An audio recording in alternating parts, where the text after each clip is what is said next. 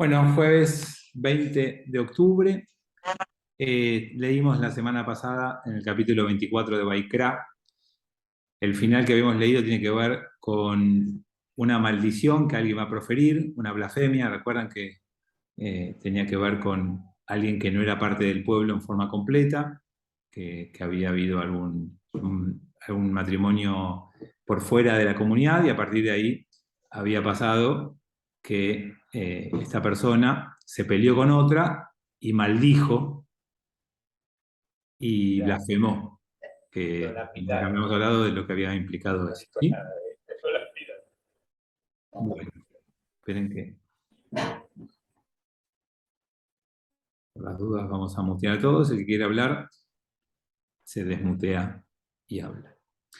Bien, entonces retomamos ese capítulo, comparto en la pantalla, y habló Adonai Moshe diciendo: saca al blasfemo hacia afuera del campamento y que apoyen, no, esto lo habíamos leído ya, todos los que lleven sus manos a la cabeza de él y lo la piden a toda la congregación, o no, no sé si lo leímos o no, pero no importa. Es decir, que ¿alguna vez les tocó presenciar un delito? ¿Alguna vez les tocó estar presente cuando hay violencia? ¿Alguna vez vieron algún exceso de otro tipo? Bien, acá Anita levanta la mano, pero yo creo que si vivís en la Argentina te pasó algo, seguro. Y ahí Tommy también, y María también, bueno. Una vez me pasó en Pinamar y al final el chico murió. Un patobica le pegaba, fue un horror en el piso, ya estaba en el piso y le seguía pegando con patadas y al final murió a los 2 días. Un horror, fue un horror. Fue el caso No me este lo tan olvido más. famoso que salió en todos los medios. Puede ser, pero yo era chica, fue en el 98, no me acuerdo, pero sí, salió, era un patobica de Q, pero era en otro boliche. Q ese día estaba cerrado y era en el centro de Pinamar, en La Iguana, creo. Y fue un espanto, lo sacó ya de todas las mesas, tiraban, ya decías, por favor, basta, y no paró nunca de pegarle, fue un horror. Bueno, en general en la Argentina hay mucho una cultura del no te metás, ¿no?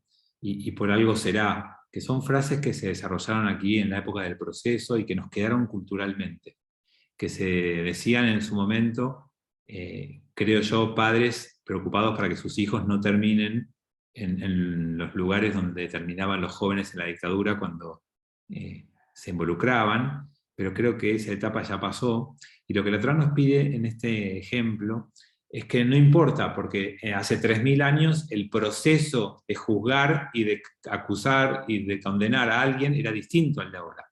Existía en aquel momento otra práctica, pero lo que te pide otra es que te involucres en la práctica que exista para juzgar a alguien.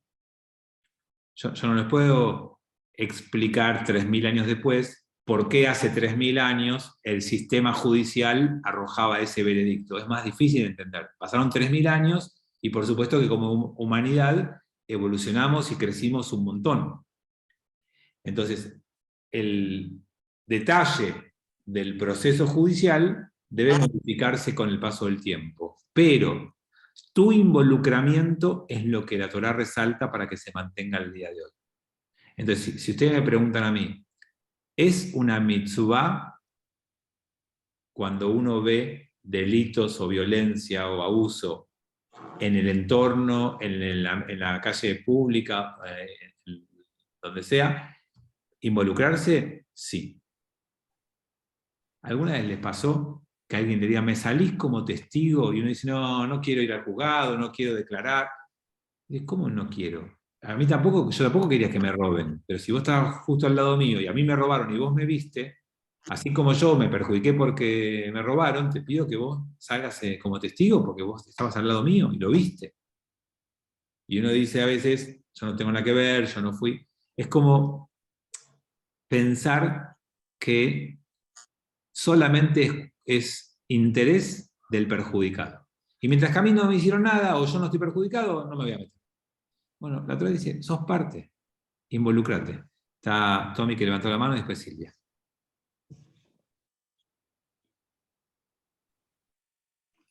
Trato de hacerlo cortito. Este es un caso en que la víctima pidió que nadie intervenga.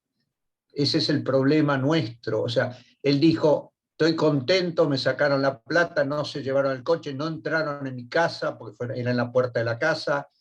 El de la garita se acercó, como yo me acerqué, y él dijo, acá no pasó nada. Entonces quería traer este ejemplo porque estoy seguro que denuncias que no se hacen son millares, por no decir millones. Sí, Perdón, yo sufrí un caso y no lo denuncié, porque dije, capaz que si voy me encuentro con la cara que ha ocurrido en la Argentina, que te encontrás con la cara del que fue. sí, quiero contestarte en dos niveles, ¿no? Uno es en el nivel general y otro es en el nivel personal. Mientras que haya gente que priorice esto que vos traés, y yo conozco muchos casos iguales a los tuyos, e incluso conozco casos cercanos en la comunidad de violencia sexual contra esas personas que prefirieron no hacer la denuncia para no exponerse a vergüenza o para no pasar por eso, no revivir por eso, y no juzgo, no condeno a la gente que pasa por eso, pero tenemos que saber que como sociedad, mientras prefiramos el bajo perfil y no exponernos a ciertas cosas, no estamos contribuyendo a construir una mejor sociedad. Pero en el caso de uno que ve y no es la víctima, y el que es víctima no hace la denuncia, más que intentar convencerlo, uno no puede hacer. Entonces, en lo personal, digo, no hay mucho para hacer, salvo intentar ponerse al lado de la víctima y decir, yo te acompaño, yo te ayudo, hagamos la denuncia. Y eso contribuye a ese caso particular y al bien general. Pero es verdad lo que dice Tommy, tu responsabilidad llega hasta que la persona dice, no, yo no voy a hacer la denuncia, ahí ya uno no tiene mucho más para hacer. Silvia. Yo les cuento algo peor que me pasó profesionalmente, y bueno, yo era joven, ¿no? No mucho más, era joven y creía todavía que se podían hacer más cosas. Ustedes saben que ser testigo es una carga pública, o sea que aunque quieras o no, debes ser testigo si estuviste presenciando un hecho. Entonces me pasó una vez en un tema de violencia familiar, que yo conocía, sabíamos quién había estado presente y lo cité como testigo. Y esa persona no quería venir. Y yo poniéndome muy en dura, en abogadura, lo hice traer por la policía para que venga a declarar diciendo que era una carga pública. El buen hombre este dijo que no se acordaba nada, que él no tenía registro de nada. Entonces, el tema de no involucrarse realmente es muy grave, porque no podés hacer mucho cuando la misma persona, aun cuando la lleves, aun cuando quieras gestionar todo vos desde afuera, como para que realmente se descubra o se tome conciencia, las personas en realidad esto de que no quieren meterse. Entonces, creo que este problema es un tema muy denso, porque no se quieren meter ni aún. Yo lo llevé a la fuerza, digamos, lo hice llevar con la policía, y sin embargo dijo, yo no me acuerdo nada. Y bueno, la verdad que me clavó totalmente, porque fue Ahí toda está una el movida límite. judicial. Ese es el límite. Hasta ahí podés llegar. Bueno, si no se acuerda, dice no se acuerda, no se acuerda. ¿Entendés? Pero ahora los quiero sacar del plano judicial o del plano de lo público y perdón, llevarlos al plano más personal. Eva, ¿estás levantando la mano? ¿Quieres decir algo? ¿O no? Y llevarlo al plano más personal. Porque sacando la justicia, los jueces, los abogados y demás, uno puede pensar estas cosas también en función de cómo nos involucramos cuando alguien cercano está pasando un momento malo, cuando alguien cercano está siendo víctima de, pero no judicializable, sino de algún tipo de maltrato o de pequeños gestos de violencia que no son para acusar a alguien en la justicia, pero sí provocan daño e infringen una herida en la psiquis o en la personalidad de la otra persona.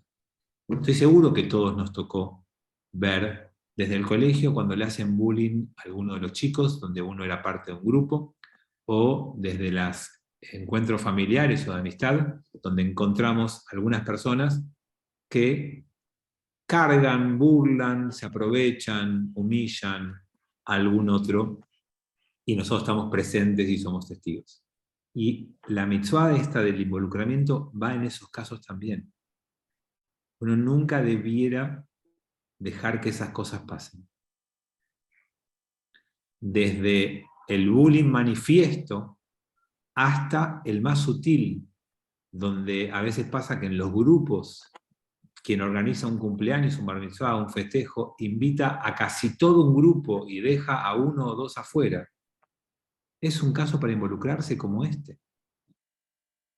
Y nosotros tenemos en Lamberg como consigna hacia los madrejim. Si vos haces una fiesta y de un grupo de 20 invitás a 7, está bien, estás en tu derecho. Invitaste a tus más íntimos amigos. Ahora, si de un grupo de 20 invitás a 18, no se puede permitir eso. No está bien.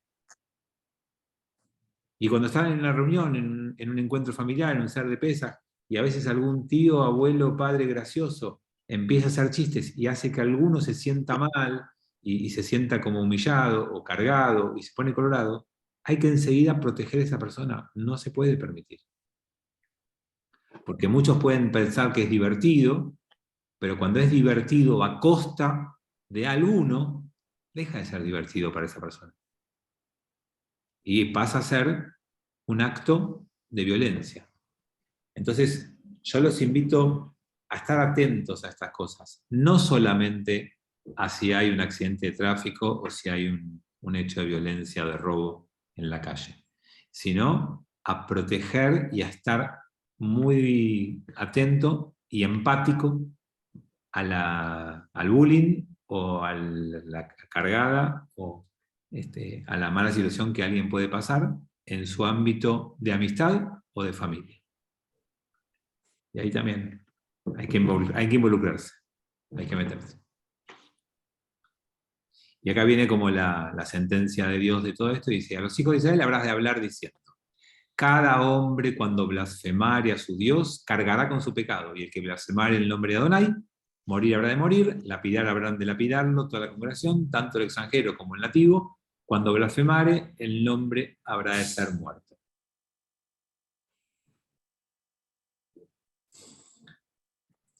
Y más allá de que esto es algo que hoy no tiene vigencia, lo segundo interesante que se desprende de esto, lo primero tiene que ver con lo que hablamos hasta ahora, lo segundo es esto, ¿ven? Esto es aprender de la experiencia. Hubo un caso, se presentó ese caso, se resolvió ese caso, pero después se dictaminó una ley, se creó una jurisprudencia. Se determinó que a partir de ese momento cualquier situación de este tipo se resuelve de esta manera. Y a veces nos falta a nosotros ese paso. Es como si vos tenés ciertos códigos en la familia, ciertas normas implícitas, y de repente pasa algo que no lo tenían en su hábito normativa, y sucede, después hay que aprovechar y trabajar sobre eso, y desarrollar eso como nueva práctica, para que no quede en un hecho aislado, sino que sea algo que pase a formar parte de la cultura de la familia, de la cultura del grupo, de la cultura de sus amigos. Cuando vos podés, después del hecho, ponerlo en palabras, explicitarlo, aclararlo y desarrollarlo, lo trabajaste. Si vos simplemente, un caso típico es cuando hay hermanos y hay más de dos, y dos se alían contra uno, o tres contra uno, y pasa algún hecho de cargada a mayores. Uno a veces dice, bueno, no importa, hablo con él por separado, le digo que estuvo mal. No, si eso pasa, hay que hablar de lo que pasó como paradigma, no como hecho aislado.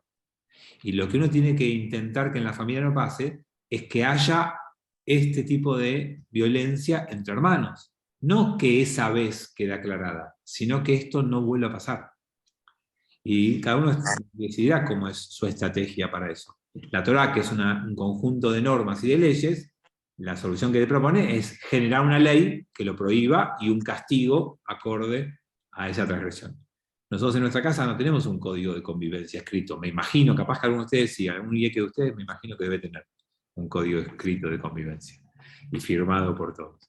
Pero en general uno lo va construyendo y entonces está bueno que a veces algunas experiencias nos sirvan para trabajarlas después, para explicitarlas, desarrollarlas y que pasen a ser parte de la cultura de nuestra casa. Y como habló de la pena de muerte, ¿qué dice acá? Y un hombre cuando matare cualquier ser humano habrá de ser muerto. Es decir que, como habló de pena de muerte, habla esto. A ver, Roberto, decime. ¿No hay una contradicción en esa frase? O sea, el que matare a cualquier ser humano será muerto. A ver cuál O sea la sea, contradicción. y el castigo implica la muerte de una persona, que es lo Claro. que no deberías hacer. Ojo por ojo, diente por diente. No, esperen. La Torá prohíbe que alguien mate. Cuando un tribunal de justicia dicta una sentencia y se aplica esa sentencia como pena de muerte, no es matar. El término matar es cuando vos matás sin razón y sin causa y sin autoridad competente y decides hacerlo. Por ejemplo, si vos, en los términos que habla la Torá, si no hablo en términos jurídicos, ¿no? Si vos, que en realidad técnicamente ahí debiera decir asesinar, no matar. Porque vos podés matar como orden judicial, podés matar en defensa propia. Tenés situaciones que la Torá te habilita a matar. Lo que nunca te habilita la Torá es a asesinar. Okay. Y eso es lo que ahí prohíbe. Y de De hecho, acuerdo. es un problema en la traducción de los 10 mandamientos, que alguna vez se los dije. El sexto mandamiento no dice no matar. Dice no asesinar. Lo tirzaj. No dice lo tarog. Tarog es matar, tirzaj es asesinar. ¿Por qué dice no asesinar? Porque matar hay situaciones en las que se puede. Por ejemplo, en la Torá está legislado, y en el derecho internacional hoy también, que en los campos de batalla, en guerras declaradas oficialmente, se puede matar. Y nadie puede ser juzgado en un tribunal judicial de ningún lugar del mundo por, como soldado, terminar con la vida de otro soldado en el campo de batalla en declaración de guerra. Ahora, si vos tirás como soldado una bomba o un tiro a la población civil, estás sujeto al derecho internacional y te pueden condenar. Entonces, como ya habló en este caso recién, de que hay ciertas transgresiones que conllevan la pena de muerte, te aclara, pena de muerte se puede, porque hay un tribunal que lo decreta, hay un procedimiento. Ahora, matar vos solo, asesinar a otro, porque se te pasó por la cabeza, eso está prohibido. Y está prohibido con pena de muerte. Entonces, yo quería preguntarles si alguno tiene postura respecto a volver a instalar pena de muerte o no. En la Argentina no hay países y hay regiones que tienen pena de muerte. La Argentina no tiene pena de muerte. ¿Alguno de ustedes cree que habría que poner pena de muerte o que no habría y tiene alguna justificación para lo que diga? Yo soy de la idea de que no, porque siempre uno puede llegar a aprender dentro de un lugar, una cárcel, por ejemplo, que podés estudiar, podés reivindicar tu vida, darte la posibilidad de pensar lo que hiciste. Es decir, yo creo que siempre tenemos que tener la posibilidad de perdonar, no sé. Además, También, el riesgo de la pena de muerte es que puede llegar a matar a un inocente. Ha pasado judicialmente que de pronto te corres el enorme riesgo de que después de años se descubre que realmente no era el culpable. Entonces no tiene solución, no tiene retorno eso. Entonces, creo que la pena de muerte está totalmente superada, me parece. Yo creo que nadie tiene... Hola, entré un poquito tarde. Hola, Yo creo que nadie tiene derecho sobre la vida de otro. Sí podemos decir, bueno, hizo esto, puede estar, le compete digamos, esta pena, tiene que hacer determinadas cosas. Seguramente una persona que mata tampoco está psíquicamente, digamos, dentro de un rango donde puede vivir en sociedad o tiene algunas cosas, o es un psicópata, pero tiene algo. Pero me parece que tomar el derecho de la vida del otro, uno puede tratar de ayudar a mejorar a esta persona, pero tomar la vida, digamos, yo tengo derecho sobre vos, no me parece. Además, puede ser que realmente sea un psicópata que tenga un problema que no le permita comprender exactamente el alcance de su acto, pero si es que lo tiene, que en casos sí, de hecho hay gente que después tiene alcance de sus actos, el peso de la conciencia es peor que la pena de muerte. Cuando uno escucha que dice, por ejemplo, se quebró, esa persona estaba declarando y se quebró por el peso de la conciencia, que no hay. Entonces, ese peso de la conciencia es peor castigo que la pena de muerte, salvo realmente que sea un psicópata, que sea un hombre muy enfermo, que bueno, es otra situación. O que sea Pero si no lo es, o que sea un político argentino. bueno, eso no tiene arreglo. No tiene Eso arreglo. No tiene conciencia. no tiene razón. Pero no, Eso no no. tiene arreglo. Creo que el riesgo es el error, ¿no? El error humano que también lo puede cometer un juez. Y ese error hay que tenerlo en cuenta, pues es posible, ¿no? Sí, ok. Todos vienen con la misma línea. Tiene la palabra Tommy y después Armando. Bueno, gracias. Irene también quiere hablar. En principio yo estoy en contra, absolutamente en contra, por todo lo que se puso contra la pena de muerte, pero hay un caso paradigmático, que es el de Eichmann, y yo digo, ¿qué correspondía en ese caso? ¿No correspondía acaso la pena de muerte? Era todo el dilema de Hannah Arendt, o sea, es un tema muy complejo, ¿y qué pasaba si después se escapaba? ¿O qué ejemplo significaba si se le perdonaba, entre comillas, por más trabajo forzoso? Capaz que le daban una probation y después lo largaban. Es un tema muy complejo, entonces por eso yo escribí depende. Insisto, yo en principio estoy en contra de la pena de muerte por las razones que todos expusieron, que es la Vos posibilidad lo que de explicás error. En el caso Eichmann no había ningún error. son los crímenes de lesa humanidad, que por ahí es una categoría totalmente distinta, ¿no? Ese es otro tipo de... Los crímenes de lesa humanidad ya sí, de pronto por ahí habría que replanteárselo. La verdad que es para pensarlo. Uno está pensando en los términos, digamos, más del derecho común, pero por ahí en los crímenes de lesa humanidad, que por ahí en ese caso, evidentemente, cabría la posibilidad de analizar la pena de muerte. Ok. Son crímenes ya muy de otra Lo que entidad, pasa- digamos. Lo que pasa es que ahí vas al tema de obediencia de vida, ¿no? Que era la defensa de Eichmann también. No Que es existe todo más otro tema. eso. Es Está otro tema superado el tema de la obediencia de vida.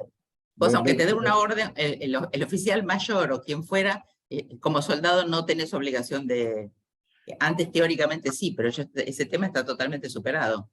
antes En la sí. Corte Penal Internacional y demás está totalmente superado, así que Antes se nadie fusilaba. puede decir...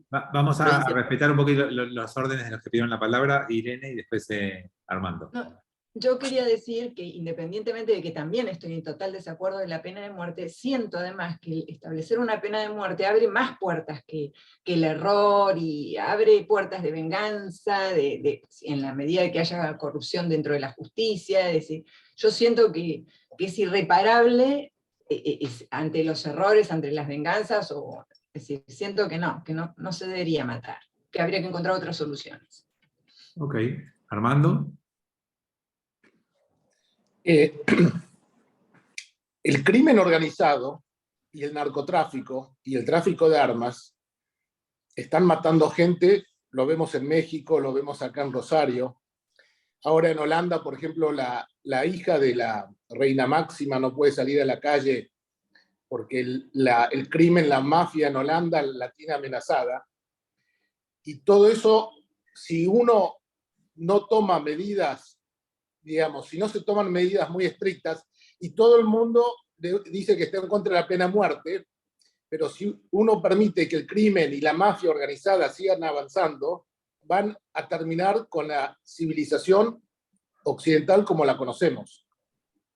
O sea que es muy loable decir estoy en contra de la pena de muerte, pero la mafia y el narcotráfico están liquidando a la civilización. Y además la mafia es la que le vende las drogas a los chicos, son los que impulsan, son los que matan a través de la droga, a través del tráfico de armas, a través de la esclavitud sexual. O sea, es un tema complejo que no se soluciona diciendo estoy en contra de la pena de muerte, hay que buscar otra solución.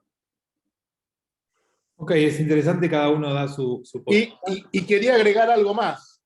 ISIS, los soldados de ISIS, los combatientes que decían que eran como 50.000 combatientes de ISIS, que Europa no los podía liquidar dentro de Europa por la ley que rige en Europa.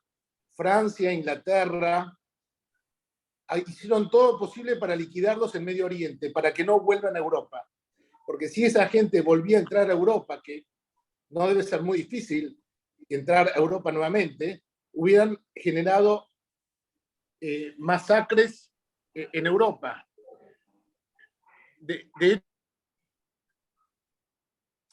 Se cortó. Sí. Me parece que alguien que no estaba de acuerdo con él lo sacó del aire. No. Le corté internet. Y ya La Tommy censura quería- está permitida. Tommy le quería contestar, pero para mí la mafia se enteró y lo sacó. Yo creo que lo secuestraron. Ahí me está pidiendo acceso. ¿Lo dejo entrar o no? Dale, dale. Lo censuraron. Fuiste víctima de la mafia. Armando, fue la mafia la que te sacó, ¿eh? Estás muteado, estás muteado. Estás muteado. Me entró una llamada telefónica que me cortó el Zoom. Ah, nos ajustamos. Bueno, Armando dio su postura y obviamente cada uno tendrá la suya. Quería agregar algo, Fabián. A ver. Israel tiene la política de los asesinatos selectivos. O sea, eso es pena de muerte. Tratan de liquidar a todos los que son, digamos, los casos más graves, más riesgosos para Israel, los liquidan.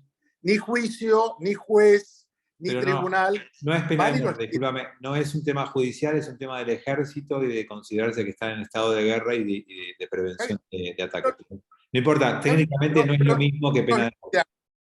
Los liquidan. No hablan de buenas intenciones, los liquidan. Lo que quiero decir es que seamos cuidadosos con defender, no estar a favor de la pena de muerte, porque esa gente va a liquidar a la civilización como la conocemos. Solo lo único que te pido, Armando, y en realidad para todos, no querramos convencer a los demás. Cada uno tiene su postura y yo los invito a que digan qué piensan. Yo doy mi postura. No, pero cuando decís, el final fue un mensaje Poner propaganda.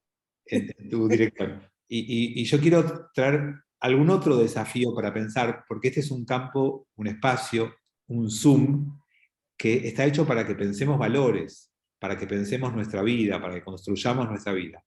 Y yo les quiero plantear una cosa más. Yo en general acuerdo con todo lo que dijeron de la pena de muerte respecto a la irreversibilidad, a el lugar que se le da, no sé si lo dijeron, pero al lugar que se le da al juez, que tiene que vivir decretando penas de muerte, y que también tiene una conciencia ese juez, y también hay que ver cómo lo lleva, cómo te transformás vos en tu vida, y así como hay que tener en cuenta que después alguien tiene que ejecutar esa pena de muerte, y también después tiene que vivir con esa conciencia, y que el mundo que desarrolló la idea de la pena de muerte y que la aplicó, pensó la forma de que nadie sea el responsable del asesinato. Entonces uno hace un paso, otro hace otro paso, otro hace otro, para que nadie trabaje su vida de aplicar pena de muerte, porque esa persona después tiene familia, tiene vida, tiene que llegar a su casa y comer, después de haber trabajado en el día, y uno trabajó con sellos, otro trabajó llenando planillas, y no, yo hoy asesiné a 3, hoy me cargué 4. O sea, después la gente también tiene que vivir, y eso trae. Ahí te dejo, Pato, pero quiero dar una idea más. De vuelta, para pensar en la ética y la moral, no estoy hablando de aplicabilidad, no soy un legislador que está pensando en el país. Estoy pensando en... Lo que les quiero decir es que la pena de muerte es un dilema. No es algo sencillo de resolver. No tiene que ver con que hay un valor en juego. Hay valores que colisionan. Hay choque de valores. Y que la valoración que uno le da a cada uno de esos valores que choca, lo va a hacer tomar una decisión para un lado o para el otro. Pero no es una decisión. Les voy a dar un solo ejemplo y después lo dejo a Pato. Si yo tengo como Estado recursos limitados, y los tengo, porque los Estados tienen recursos limitados, porque a los Estados se les muere gente de hambre. Entonces tengo recursos limitados. Y yo entiendo que en el mundo ideal yo tendría que armar una cárcel modelo para que aquel que cometió un hecho tan aberrante, que perdió la capacidad de vivir con esta sociedad, pueda estar recluido en condiciones dignas durante los 30, 40 o 50 años que le quedan de vida. Pero esos 30, 40, 50 años que va a estar encerrado este delincuente, me implica a mí una suma de dinero todos los meses para sostener a esa persona. Y al mismo tiempo, en mi país, se me mueren chicos de hambre, que no puedo atender porque no tengo los recursos para hacerlo.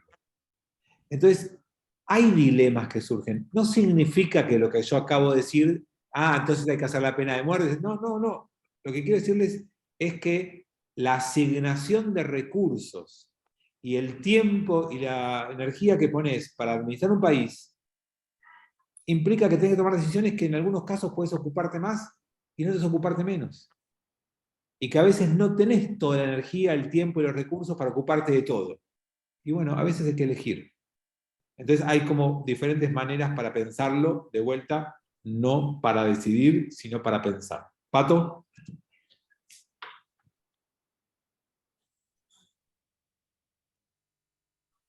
El dilema mío es, obviamente, cuando el hombre imparte justicia es todo totalmente subjetivo, ¿no? Entonces veo que hay momentos en donde en la Torá Dios directamente mata. O sea, casos que, no sé, se mandan un delito y va Dios y castiga y mata.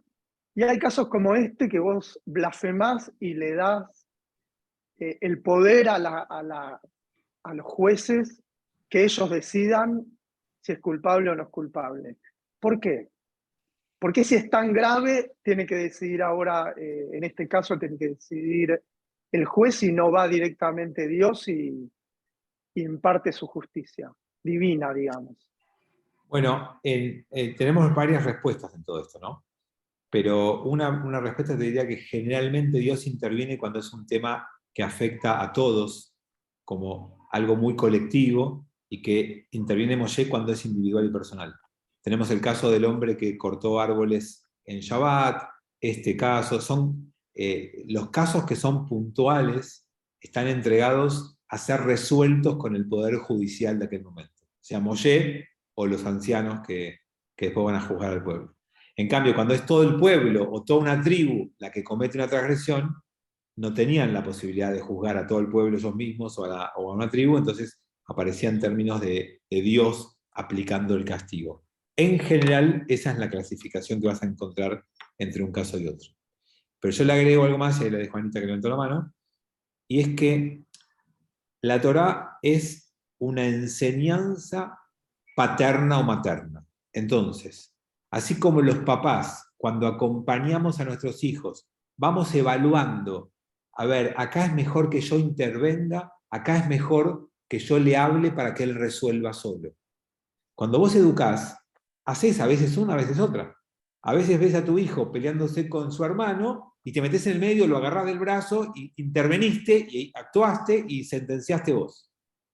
Y otras veces ves que están discutiendo, qué sé yo, y vas y hablas con uno, con otro, para que ellos mismos se den cuenta que tienen que retroceder. Entonces, Pato, yo te diría que hay situaciones donde Dios tiene que intervenir por la magnitud, por la inmediatez y por lo grave de la situación, e interviene directamente, y otros donde ve que puede manejarlo el pueblo solo a través de su poder judicial incipiente, que es el que está empezando a ejercer. ¿Anita? Yo creo que igual las cosas, hay como un sistema de causa y efecto, que aquel que hace mal las cosas, a la larga termina teniendo una consecuencia. Yo no creo que una persona que se maneje mal en toda su vida o algo, viva bárbaro, y si no es en esta vida será en otra. Yo creo que todo es perfecto y los infiernos son acá en la tierra, en la vida. Para mí no es que queda impune si alguien, no sé, con respecto a lo que decía Pato, ¿no? De que Dios interviene. Yo creo que siempre interviene. A veces no está tan claro y no lo vemos directamente, pero hay que ver cómo seguía la película de esa persona que cometió el crimen. Pero Y por otro lado... Una aclaración, Anita, no, yo no sé bien lo de Pato, pero lo que te quiero decir de lo que dijiste es que en la Torá, lo que le llama la atención a Pato, es que hay acontecimientos donde la misma Torá describe que el que aplica la sentencia y el que hace el castigo es Dios mismo, y en otros casos es la gente consultando a Dios y Dios diciéndole a la gente cómo ellos tienen que actuar. Te preguntaba, ¿por qué a veces aparece? No es que Dios no actúe, sino que En algunos casos obraba directamente Dios y en otros casos era la gente la que construía justicia consultándole a Dios. Sí, porque bueno, Dios interviene de maneras distintas también para mí. Y después otra cosa que quería agregar con respecto a la pena de muerte es el tema de la reencarnación.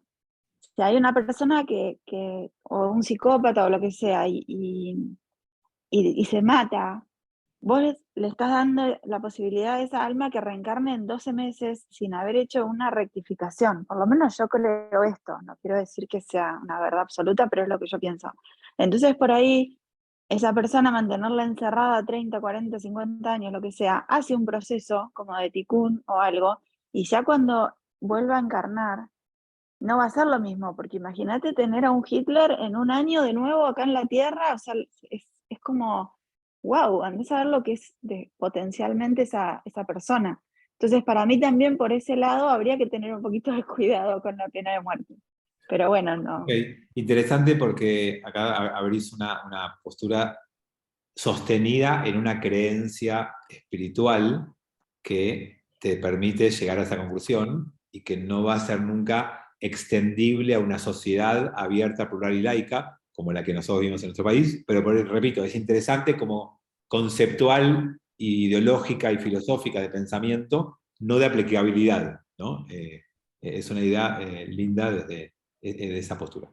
Quiero retomar algunos chats que hay a los costados para no dejarlos abiertos porque hay algunas cosas un poco fuertes. Eva trae que hubo otros nazis condenados a muerte. Creo que la diferencia que traía Tomás, o por lo menos la diferencia que vamos a dar, es que uno es el Tribunal Internacional de Nuremberg que se erigió en 1946 y otro es lo que hizo el Estado de Israel como Estado frente a un caso de un criminal de guerra que se había escapado y ellos recapturaron.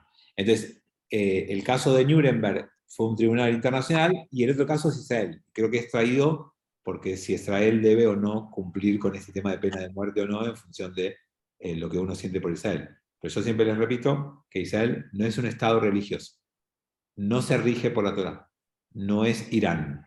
Es un estado laico, moderno, que construye su legislación y que puede tener o no pena de muerte, independientemente que la Torá lo permita o lo prohíba. El Estado moderno puede decidir qué hacer con su pena de muerte y de hecho lo decide. Armando suma, pues entonces, ¿por qué Dios no intervino para impedir los campos de concentración? Donde ahí también hay la blasfemia al nombre de Dios, y yo esto alguna vez lo hablamos varias veces, en la instancia de crecimiento, cuando uno quiere tomar la Torá como más literal, toma que los primeros años de nuestra existencia, Dios es como un padre con sus hijos chiquitos, y después nos deja solos. Y a partir de que nos dejó solos, hay que arreglarse uno y Dios no vuelve a intervenir, como hacemos los papás cuando los hijos crecen. Llega un momento donde decimos, yo no puedo intervenir más. Ves a tu hijo haciendo algo que te parece que está mal, ¿y qué vas a hacer? No podés impedirlo. Ahora ves un chico de 3 años que está haciendo con algo que está mal, e intervenís y lo agarrás del brazo y le decís, sacalo del enchufe. Ahora, si vos ves un hijo de 40 que está haciendo algo que a vos te parece mal con su dinero, con su familia, con su trabajo, ¿y qué vas a hacer? Ya no podés hacer nada. Entonces, hay una imagen de que Dios intervino un tiempo y después dejó, y la otra imagen, Armando, es que la Torá no es literal, es simbólica, y entonces cuando dice que Dios intervino, no es literal. Es enseñarnos que en esos casos tendríamos que intervenir nosotros. Que cuando Dios interviene es porque te enseña que es ahí donde tenés que intervenir vos. También como para contestar esto de... Y Eichmann podría haber vivido muy bien y morir como un abuelito bondadoso. Pero espera, cuando Israel lo descubrió, tenía 2 opciones. O lo acusaba y lo ponían preso, o lo secuestraba y aplicaba la pena de muerte. Nunca hubo una opción de dejarlo... No, perdón. Esto era una respuesta, en realidad particular a Anita, en el sentido que si no hubiera sido descubierto y secuestrado, hubiera terminado sus días como cualquiera de nosotros, y estoy seguro que tranquilo, sin ningún remordimiento. Anita, creo yo, y capaz que me equivoco, pero creo que lo que quiso decir Ojo, respeto lo que dijo, pero... No, pero lo dijo tiene que ir cárcel. El ticún es ir a la cárcel. Tiene que hacer un ticún. No es que hay que dejarlo librado a su suerte. Hay un ticún, una corrección, y tendrá que aprovechar los años que tenga de vida acá para que ese tikkun le transforme la neyamá y cuando esa neyamá vuelva haya aprendido. Cuando vos le aplicás la pena de muerte, no le permitís ese tikkun, que hubiera sido en el caso de un caso como Eichmann, encarcelalo, hacerle que él pague a la sociedad lo que él hizo. ¿Está de acuerdo, Anita, con esto que estoy diciendo? Sí, sí, además uno no sabe, aunque esté libre, andás a ver las cosas que le pueden pasar. En su peor infierno, o sea, uno nunca, todo es perfecto para mí. Entonces, si no es por un lado, es por otro. Lo que pasa es que nos cuesta a nosotros entenderlo y ver la imagen completa, pero para mí las cosas tienen una consecuencia, siempre. Y está basado, como dije antes, en una creencia fuerte que tiene una parte del pueblo judío y la cual Anita adhiere, que no significa que todos tengamos o podamos estar de acuerdo Fabián. y tengamos lo mismo. Fabián, Antes quiero decir algo que alguno de Fabián, ustedes debe estar pagando algún tikkun participando de mis clases. Esto también es parte de la corrección y reparación que cada uno paga. Armando, te escucho. el nazi Priebke, que fue el que asesinó a un montón de gente en las fosas adriantinas en Italia, si no me equivoco, vivía tranquilamente en Bariloche y no le importaba nada, estaba feliz, estaba contento, e incluso usaba su apellido original hasta que lo agarraron, pero tenía ya 90 años cuando lo agarraron, el tipo estaba feliz, no tenía ningún cargo de conciencia. Yo lo único que les quiero decir, Armando, con mucho cariño es, nadie conoce los infiernos interiores de los demás. Nunca podemos juzgar a alguien por la apariencia lejana que tenemos de ese alguien.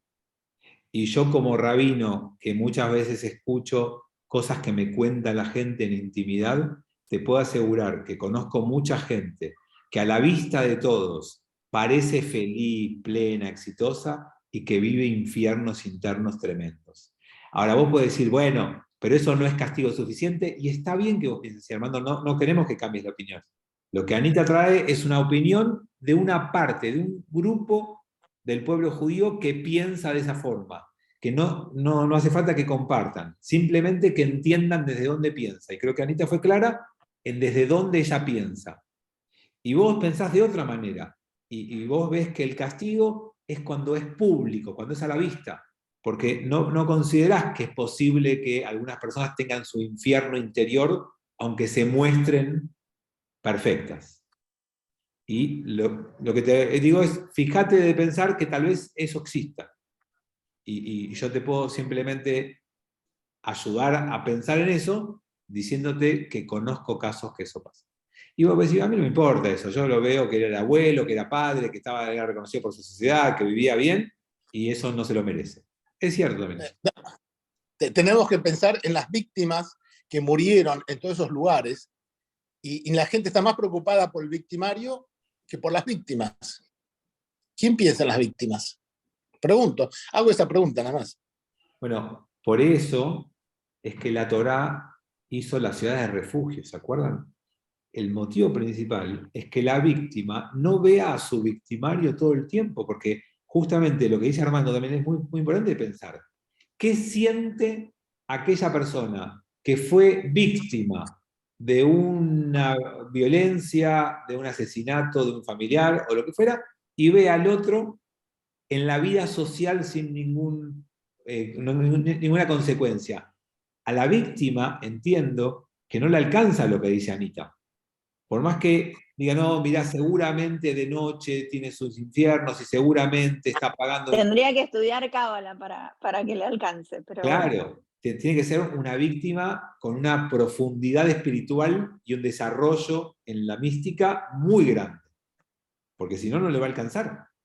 Y entonces, nada, construir sociedades es administrar tensiones. Sobre el tema de Priebke que mencionaba Armando, hay una película muy buena que es Pacto de Silencio, que relata todo lo que le pasa tanto a la familia que está con él como a él mismo, ¿no? Es muy interesante. Bueno, y acá en el chat también suman el caso de Robledo Puch, con esto que, ¿cuánto hace que está detenido Robledo Puch? ¿Alguien sabe? ¿50 años, 48 años? ¿Cuánto hace que está preso? 50 años. 50 años, y me acordaba cuando vos dijiste cuánto le costó a la sociedad, cuánto le costó, o sea, cuánto se podría haber hecho con eso. Yo no sé, yo no estoy diciendo que habría que haberlo condenado, pero en base a lo que vos planteaste al principio. Suscribo, yo tampoco digo que había que haberlo matado, pero entiendan que hay dilemas, que hay choque de valores, y que hay que, digamos, es muy difícil tomar decisiones finales. Con todo eso, si yo puedo decirles, yo estoy en contra de la pena de muerte. No la propondría, por supuesto. Pero simplemente me interesa esto de pensar. Pero Fabián,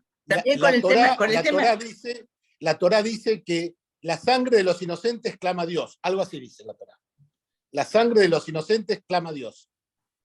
Armando, la Torá también dice que al que no cumple Shabbat hay que matarlo. ¿Vos cómo venís con Shabbat, Armando?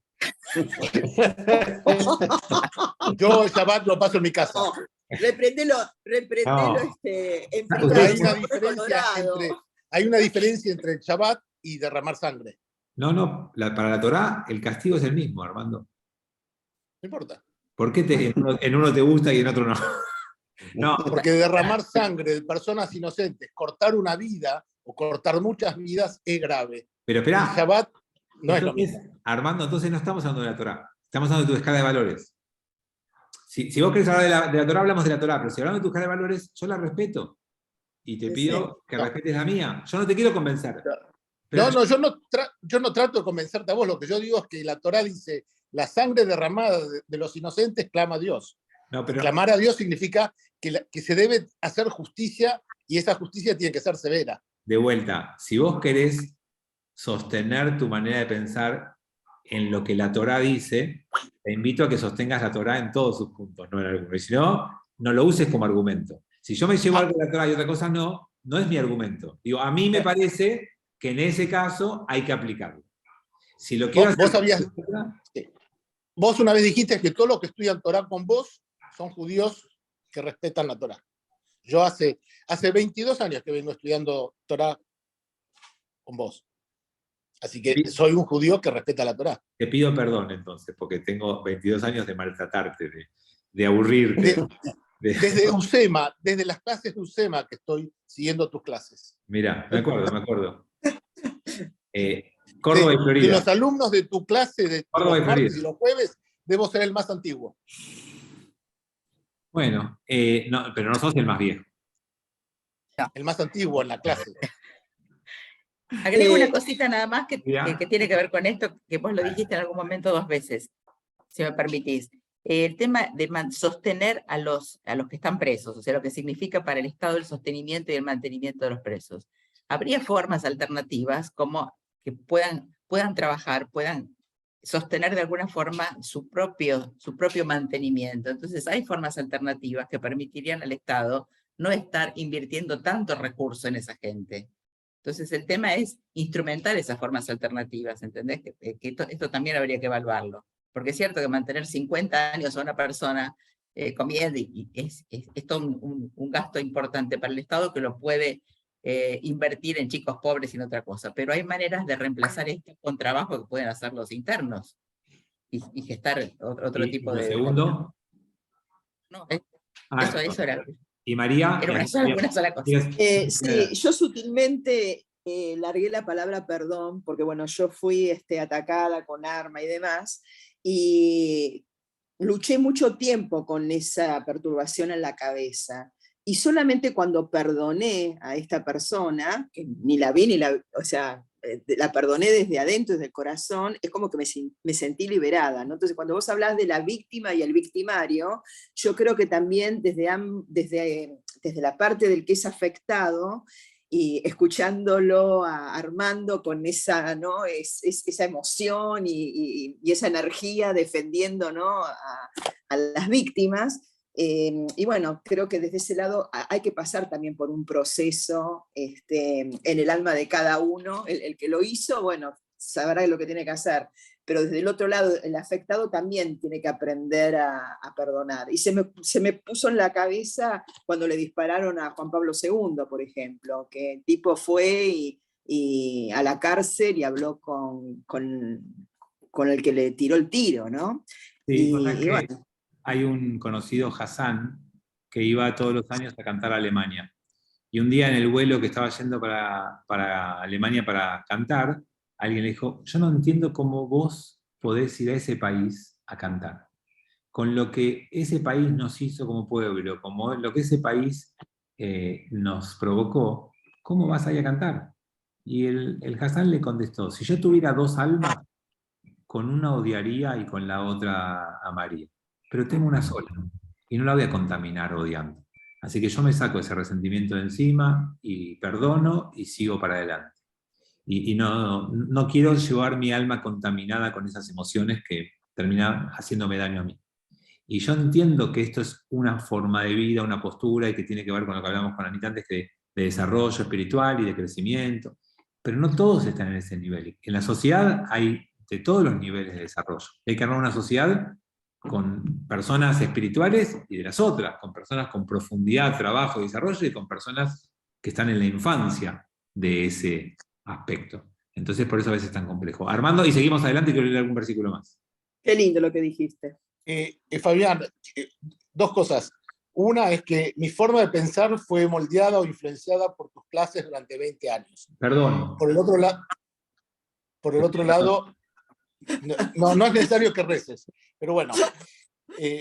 Por el otro lado, a mí me asaltaron a mano armada, me robaron el Rolex que mi abuelo me había regalado para mi bar mitzvah, y hablé con un policía, me dijo, andá a hacer la denuncia. No la hice, nunca lo olvidé, me molestó, me afectó, pero nunca recordé el tema hasta ahora, y nunca le decía malos al tipo que me asaltó con mano armada, que me pudo haber matado en ese momento. Pero yo lo que hablo acá es de las víctimas de la sangre inocente derramada, por ejemplo, ahora en la guerra en Ucrania, donde miles de chicos y de personas inocentes mueren. Eso no puede quedar impune. Yo no hablo que a mí me robaron un reloj, aunque haya sido el regalo de mi abuelo. Quiero diferenciar eso. Ok, dos cosas, Armando, para poder cerrar este tema. La primera es que yo en ningún momento pongo en duda tu pensamiento. Lo que digo es que cuando uno hace un recorte solamente de una parte de la Torá y no acuerda, no debería decir, pero tenemos que hacer caso a lo que dice la Torá, que la Torá dice, porque en otros casos de la Torá no lo sostenés. Entonces, uno puede decir, a mí esto me llega, aunque otra parte de la Torá no, en esta sí acuerdo, con esta parte. ¿Se entiende? Digo, no es un argumento tajante, es un recorte que hace Armando. Y está bien, y yo hago lo mismo.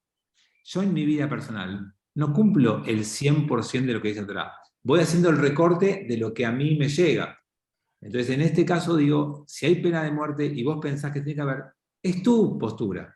Que te gusta una parte de la Torá y en esa parte estás de acuerdo, bienvenido sea. Y respecto a lo otro que traes, en definitiva, que es el gran punto para mí, no estamos hablando de que quede impune ningún crimen. Estamos hablando de cuál es la manera de castigar ese crimen. Si es con reclusión perpetua, o si es con trabajos forzados, o si es con pena de muerte. Nunca hablamos de dejar impune ninguna transgresión. ¿Está claro? Eso no es judío, no es de la Torá. Las consecuencias de los actos deben ser tenidas en cuenta y debe pagarse por ello. La discusión que tenemos es cuál es el mecanismo para que paguen.